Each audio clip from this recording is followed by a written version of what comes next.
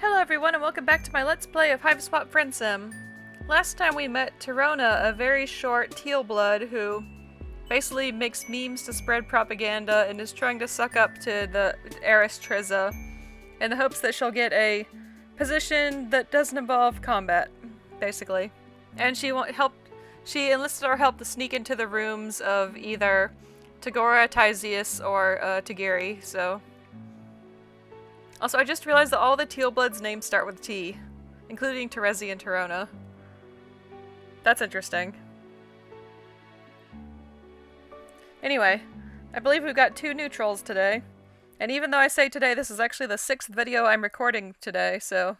I'm on kind of a roll right now, so I figured I'll just keep going until I don't know, I start bleeding from my throat or something. Volume 13 of Fate, Fortune, and Fashion. Okay, these 2 people both look very cute. This person looks like a private detective or something.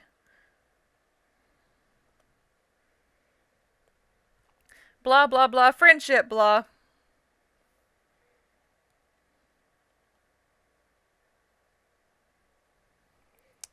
Yeah, you look like a detective friend. Boldir Lamati. And you're very interesting too, but I'll save my thoughts on you for later.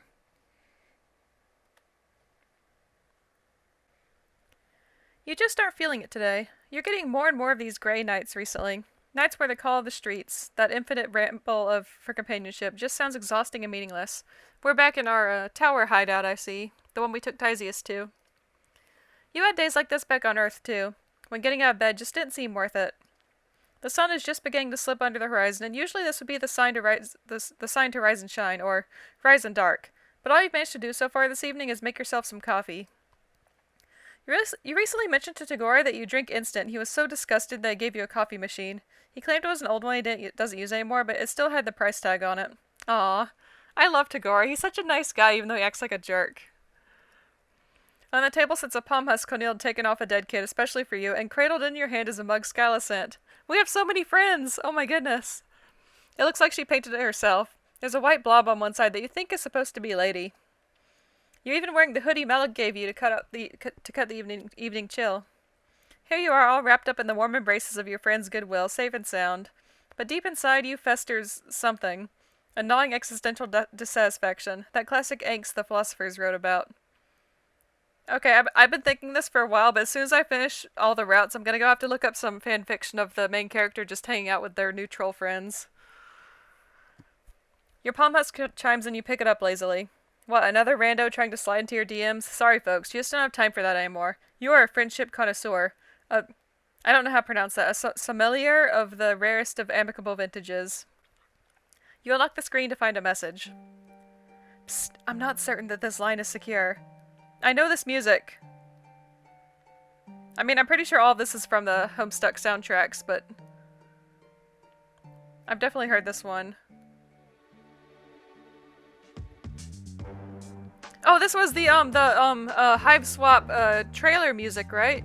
I think so. Actually, I'm positive that isn't, but I am risking contact because it's imperative that we speak. I'm sending you rendezvous coordinates?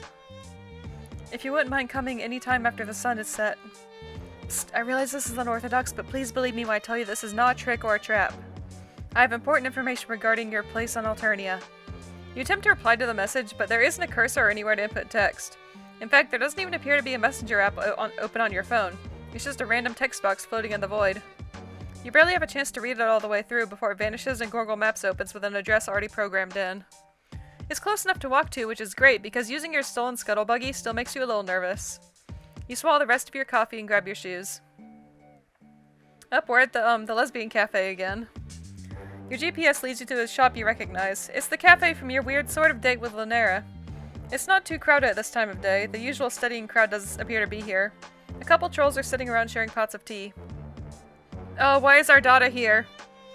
Fool. Fucking idiot. I explicitly stated I wanted the essence of Dayglow, not whatever this garbage is. Oh, you know this person. It really has been a minute, hasn't it? It's been about, how many characters? 13, 12, somewhere around there. Our data Arda's... No, it's been way longer than that, right? I don't even know anymore. Ardata stands in front of the counter, shouting at the cash register. Whatever automated system runs the shop has apparently gotten her order wrong. What are you looking at, This is absolutely none of your... Oh. It's you. Ardata swiftly covers up her surprise, examining a sharp, perfectly shaped nail. You look different. Better? Let's not exaggerate. I simply meant that you looked less like toxic waste and more like run-of-the-grain grinder garbage. You tell Ardata that it's good to see her too. Man, this really takes you back. You've been so simple-minded back then, so unevolved. You were laser-focused on a single desire, friendship. Now, well, you still like friends. You really do. But you also have, like, a car and a sweatshirt with somebody's sign on it. You moved up in the world. Fascinating. Oh, by the way, is she the one who summoned you here? Summoned? You? You must be joking. I haven't spared a single solitary thought for you since you dragged your wretched carcass out of my hive. Absolutely, you push your hand into the pockets of your hoodie. Something crinkles between your fingers and you pull out a folded piece of notebook paper. Okay, this definitely hadn't been in there when you left your hive. You passed a couple people in the street, but you definitely don't remember any of them getting close enough to slip something into your pocket. Huh. It only says 2 words. Out back. Oh man, should you go? Yeah, let's go. I don't want to hang out with our daughter, really. Let's be real here. If you were ever going to refuse a suspicious invitation, you would have done by now. You have drawn the line at vehicle theft or murder church or anime club. You can't resist the social engagement, your tragic flaw. Okay, I guess. Enjoy yourself. You head back through the beaded curtain, half expecting an alarm to ring. How do they keep people from just robbing stores here? Are there, like, lasers and shit? You emerge into a tidy little back garden. This is pretty. None of the plants here are ones you recognize from Earth, but still nice. You cross a bridge over a slow-flowing stream and find yourself looking down a path that blooms into a tight, dizzying spiral. Maybe you're supposed to walk across it and ponder your place in the universe? That is definitely a reference to Homestuck. All the various spirals in Act 6. Your contemplation would inevitably cut off before it hit its climax because someone is sitting at the center of the spiral. She is a small, compact shape with her hair cut short and choppy around her chin, wearing a shapeless white dress. Really more of a robe. Oh, hello. Psst, I've been waiting for you. Thanks for coming. She speaks in a stage whisper, low and full of air, but still loud enough to hear across the path. You pick your way carefully across the spiral, making sure not to mess any of it up, treading only inside the lines. The girl gives you a small, secretive smile. My name's Boldir. You ask her if this is her garden. Does she live here? It's nice, but it's not exactly out of the elements. Actually, it looks like there's some storm clouds rolling in. You're probably going to get rain soon. Oh yeah, my Raccoon is over there under that tree. She smiles again, and you can't tell if she's messing around. In fact, she is entirely unreadable, like her face is a totally reflective surface and all you're seeing is the cloudy sky in the garden. You can't tell how she feels about you at all. Would you like to sit down? Inside the circle, or...? She looks around like she's only just realizing she's at the center of a complicated geometric pattern. It doesn't matter. I only want to see if you'll follow the path or trample through it. But you did neither. You forged your own way while taking care to preserve that which has come before. You ask her what that means. Maybe nothing. I'm not sure. The wind tosses her hair and the clouds chase each other across the sky. If the rain comes, it will come soon. Boldir continues to look at you as you shift awkwardly and shiver, pushing your hands into your hoodie. This is different than any other friend meetup you've had, even the ones who purposefully sought you out. There is a serenity to Boldir that all the rest lack. Or maybe that's just this zen as fuck garden getting to you. You try to remember what Boldir said to you in the message that she somehow managed to make appear on your phone, and then immediately self-immolate. That she has some information for you about your place on Eternia or some shit like that. Did I say that? I guess I did. I suppose I want a chance to talk to you for a bit before the end. I was starting to feel a little, jealous, maybe? Right, you guess everybody who's been going on about the funny, dumb alien robot who's been prowling the countryside. No, that's not it. Though I'm sure you're very funny. I just want a chance to talk to you. Someone who is so adrift in the swell of fate and the whims of the paradox. Paradox? You don't know anything about paradoxes. Well, you know what they are, you just don't see why they're relevant. They aren't. Paradoxes aren't relevant by their very nature.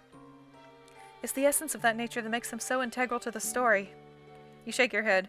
You're not built for this cosmic stuff. You're just an orphan from Earth with quick fingers. For spaceships and apparently vehicles. Boldir gives you another sly smile. Oh, quick fingers. You blush. You hadn't meant that as a dirty joke or anything. Also, your fingers are nowhere near as quick as hers. She somehow got a piece of paper in your pocket while you were standing in a cafe and she was back here. That's like reverse pickpocketing through astral projection. Boldir laughs. She stands up and moves across the garden path, following the spiral so swiftly and efficiently that she might as well be floating. She drifts over to one of the trees, pulling a coat down from where it's slung over a branch. It covers her from chin to ankles, coming together to form an olive green symbol on her chest that looks like a question mark without the dot. A broad-brimmed hat finishes out the ensemble. Well, I can't teach you astral projection, but pickpocketing is actually quite simple. Would you care to learn? Sure! Ideally, we'd need a third person act as the mark, but I think we can make it work. More crime, huh? Sure, let's do crime. This whole mess started with the theft of a spaceship, and if Boldir is right about all the fate horseshit, that was supposed to happen, so maybe I'll lean into it. Perfect. The first and most important aspect of the art of pickpocketing is staying unobtrusive. You think about mentioning that walking around in a great big coat and floppy hat is not the most unobtrusive thing you've ever seen, but you aren't the expert here. Also, you're an alien, so you don't really have room to talk. Maybe you should get a big coat like that yourself. You just love ripping looks off all your friends. Boldir takes you through the basics of criminal sleight of hand, and on the whole, you aren't too bad. In fact, you think you might have a future in it if you weren't already on the career path of professional friendshipper. You don't know what this has to do with her learning about you or teaching you your place on Arturnia, but it's fun and Boldir is a good teacher. If there's one thing this journey has taught you, it's that when something isn't actively painful or destructive, just write it out. You don't think you'll be going around pickpocketing many trolls. Enough of them already want to kill you. But it's good to have the skill in reserve if you ever need cash fast and don't feel like hitting up any of your rich friends. You wonder if Boldir uses it for anything besides passing notes. Psst, my sources tell me you've been on Arturnia for almost 3 perigrees now. Is a perigree a week? I honestly don't know. You have no idea how long a perigree is, but what the hell, sure. Impressive. No wonder. She trails off thoughtfully and shakes her head. You wish she would say something with some substance to it instead of just vague nonsense. But at least she isn't threatening you with violence or trying to stick wires into you, so you're counting this interaction successful so far. Also, you feel weirdly chilled out with Boldir. Sure, you want to be friends, but there's none of that stomach-churning, spine-bending desperation to make sure she likes you at whatever the cost. You feel more awake than you have in weeks. Man, you've got to learn to pickpocket in a garden behind a cafe more often if this is what it does to your stress levels. Want to get something to eat? Or maybe just coffee, because that's what they serve here. Sure, you could use another caffeinated beverage on top of the other caffeinated beverage you had earlier. Why not? You'll sleep when you're dead. If only. You follow her out of the garden and back into the cafe. Ha ha ha, who is this now? Yet another friend? Oh, Ardata, you're still here. Of course I am, fool. You were back there for about 10 minutes. 10 minutes? Well, it felt like way longer than that. Guess you underestimated the power of a good training montage. You introduce Ardata to Boldir with the cheerful earnestness of someone who has forgotten the systematic classism of the planet on which they currently reside. Ardata stops you with an aristocratic sneer. Stop, before I have to stop you myself. I have absolutely no desire to mix with those so low on the social ladder. What in the world could she have to offer me? You shrug. You're not sure. Maybe friendship? You know friendships between people of different castes are possible. You've seen them happen.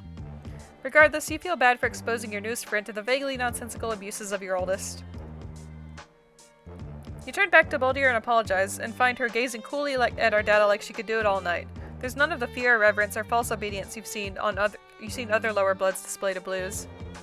Instead, Boldir looks at Ardata like she's a bug. Worse, a pebble like that you would just love to kick out of the way. Psst, nice to meet you in person, Miss Hermia. I hear your GrubTube channel's been losing subscribers recently.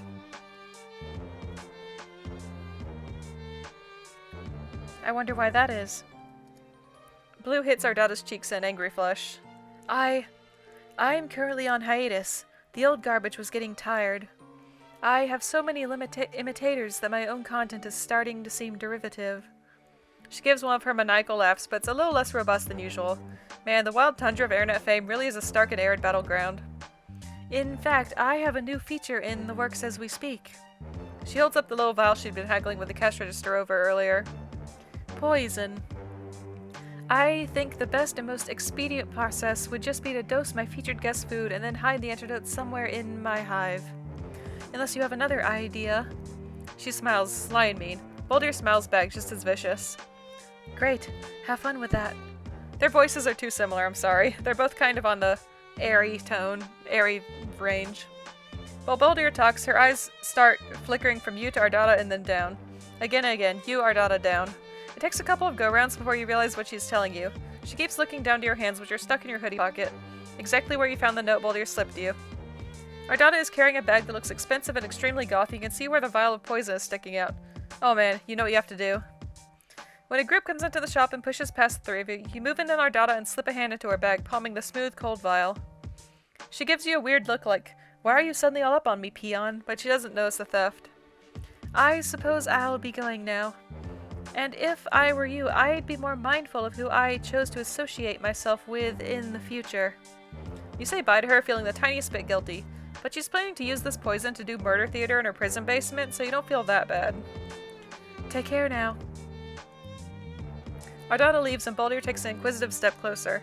Psst, show me. You open your hand to display the spoils, flushed with criminal euphoria. Oh hell no. You grabbed the wrong fucking vial. This one is blue, not red. You grabbed the antidote, not the poison. God, you honestly thought you were moving past these kinds of cock-ups. Oh, damn. Well, at least you have an antidote now. You never know when one of those might come in handy. She sways forward and clutches at her neck. For one confused second, you think she's doing an impression of someone who might need an antidote. Then she falls to her knees. You dart forward and catch her before she can totally eat it. She's heavier than she looks. Compact muscle and a coat full of ungodly number of weapons. She has like 4 guns in here, what the hell? Your arms are full, so you can only watch helpless as a troll in a hood that covers their face and their horns books out the door. You shout that some fucker just stabbed your friend, but no one here is looking at you. It's the same way people on Earth might ignore a mother trying to calm a toddler throwing a tantrum, just turning their eyes away from a distasteful public scene. Ow. Damn it. You put a hand up to Boldir's neck to try and staunch the bleeding, but there isn't any bleeding. Bewildered, you pull apart the lapels of her coat to see a single drop of olive blood trembling above her collarbone. Did she get injected with something? Discoloration spreads in a dark spill over her neck and radiating down her chest. You both say it at the same time. Poison. You open your hand and look at the tiny blue vial, then back to Boldir. Her eyes are glassy, her skin going blotchy and ashen. There's no reason to believe that Ardata's poison and the poison the assassin used are the same, with the same antidote. It already strains the powers of coincidence that he grabbed the antidote at all. You're probably right. But maybe you should try it anyway? I can't feel my legs. Right. Maybe the mere fact that this is such an unlikely happenstance means it is the right antidote. Everything you've done so far has had the pull of inevitability to it, especially all your interactions with Boldir. Great. Awesome. I'm glad you're realizing your inherent significance to this particular microcosm of causation. Now can you please pour that stuff in my mouth so I can swallow it and possibly not die? You help Boldir tip her head back and put the vial to her lips. At the last minute you wonder if it's supposed to be diluted, but Boldir gulps the whole thing down and immediately starts to shake. Holy crap, what? Smoke billows off her nostrils and open mouth, and holy shit, what is going on? This doesn't seem like any type of antidote to you. But then the smoke clears and Boldir opens up her big yellow eyes. How does she feel? Alive. Marginally. She lets you help her to her feet. You immediately pull her into a fierce yet gentle hug. It's wild to undergo someone else's near-death experience. You feel like you know her way better than one montage scene's worth. Oh, another new friend! Oof, not so tight. You ease up a little. All the tea sippers are staring at you now. Death apparently isn't interesting, but the possibility of some quadrant-adjacent stuff they are suddenly all about. Sorry, assholes, just you and your new friend sharing a touching post-near-fatal encounter. Nothing to see here. Didn't die! Yep, that's definitely a success. Nobody died.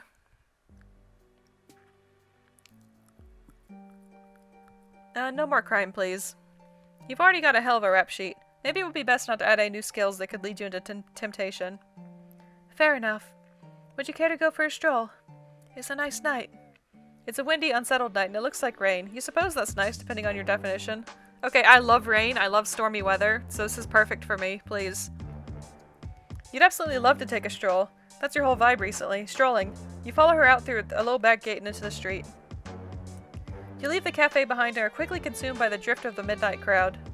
You brace for the inevitable pitying, hostile looks you get whenever you go out in public. You should have mentioned that you try to avoid large groups. But strangely, no one even glances at you. It's like Boldir exudes a sneaky aura that encompasses both of you. As you walk, you ask her if she really believes in fate. Like, the two of you were always going to meet. Nothing could have happened any differently no matter what you did. Boldir gives you a thoughtful, sidelong glance. Well, that would imply that none of our choices matter and that causality is inevitable. The randomness is irrelevant, right? Sure? You scamper to keep up with her, both physically and mentally. For someone who asked you to take a stroll, she sure is booking it down the street. But that disregards our choices. Fate dictates that all possibilities are, by their very nature, necessities. Or rather, the choice you made was the only one you ever could make. I doubt the universe is that simple. Doesn't sound simple to you, but you hum and nod sagely because you want Boldir to think you're deep. Instead of asking yourself whether you are meant to meet me and meant to be here, it makes more sense to wonder what forces are that have conspired to bring it into being. Well, that would be exhaustion and ineptitude. You don't exactly remember what happened, but you're sure it involves something stupid like falling asleep at the wheel and drifting off into another solar system.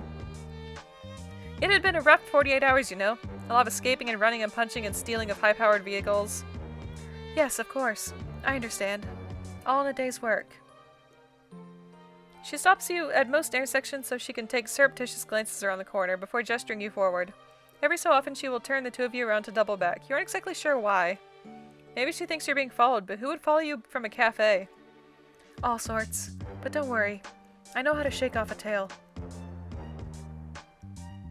You cross one of the main thoroughfares and a big black bird swoops at your heads. You yelp and duck, but when you look around you see that the bird has landed on Boldir's arm and she's stroking its back. Is that your Lucis? A black Lucis?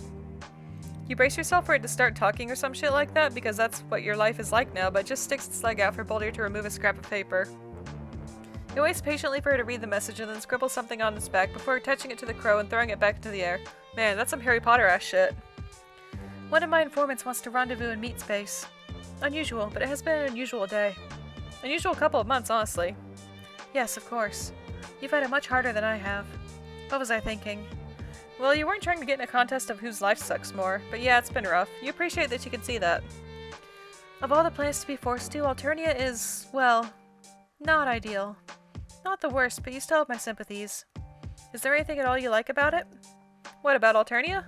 Well, you're kind of digging this whole night is day thing. You're from a diurnal species, but you've always been a bit of a night owl.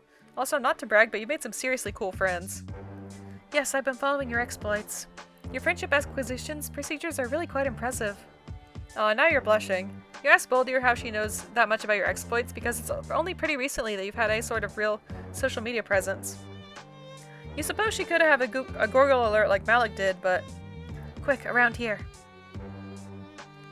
Oh, was this like a junkyard, or...? Boldir leads you into a deserted lot between two buildings. There's nothing here except some broken bottles and a pile of old rubber tires.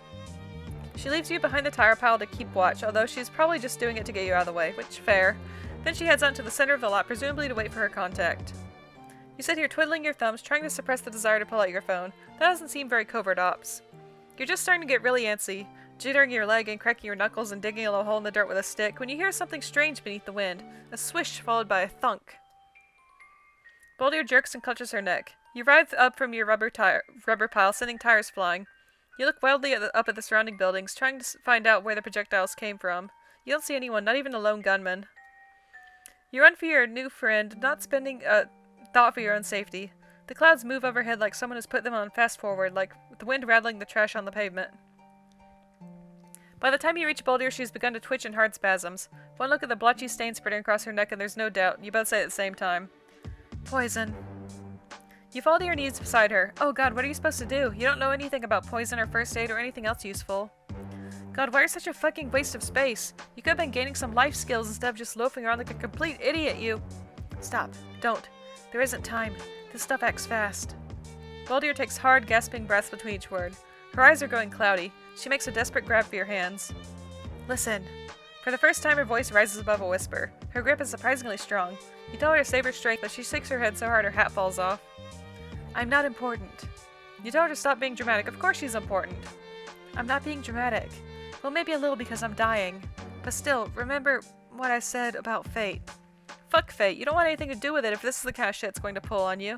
So many of your friends have died because of you, because of your incredible inability to... Oh crap. The world twists and stutters. Your guts are a record and that record is skipping. For a moment, you're sure that whoever that poison-shooting bastard is has shot you too. I have some things to say in a minute. Just let me finish this. But then your vision clears and you feel the rain on the back of your neck, the world rolling back to you in waves of color and sound. The dark sky splits open on a fault line of lightning. Boldir's hand goes limp in your own. With shaking fingers, you reach out to touch your motionless cheek. Fuck. Fuck! Not again! Why? An uncontrollable wave of despair washes over you as you look down at the corpse of this girl you barely knew. Where are all these feelings coming from? There's honestly too many of them. Why are they... Okay, I have some stuff to say. So, our character mentioned all their friends who have died, so the character remembers every single route, every ending. That's important, because, like, multiple timelines exist in Homestuck. This is a fact. Multiple timelines, multiple universes. And I think that's what Boldir was trying to talk to us about, like, paradoxes and stuff. Somehow we remember all of that. Oh, does this have to do with, sorry, I'm going to get into epilogue spoilers here, so, maybe tune out for a few minutes until I leave this page, until I go back to the menu, but, is this like the ultimate self kind of thing? Like what Dirk and Rose are going through? Where, like, all of the memories and stuff from the different timelines sort of merged together? Like, because that would be really interesting.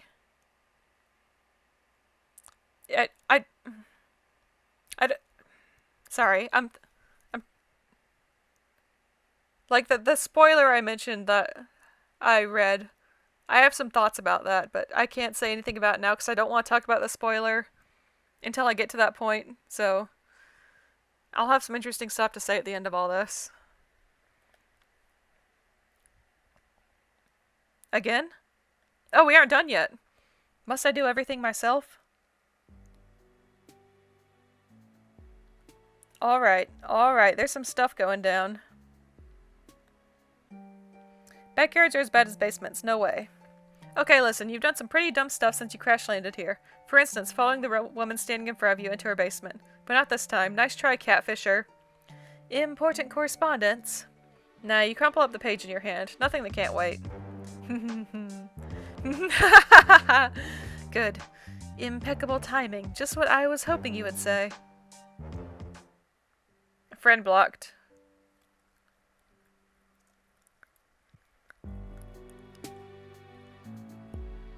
Yeah, I have some stuff to say. Can't say it right now, though. Old Seeker, you tread the path of fate. And I still haven't met this person yet, but... Alright, so... Obviously, Boldir knows something's going on. And this route in particular, it had the most to do with, like, the ongoing... How do I choose words? I'm not good at this, I'm sorry. I'm better at typing this stuff than saying it out loud. So, I don't know, feel free to ask me stuff in the comments and I'll do my best to answer, but... Like...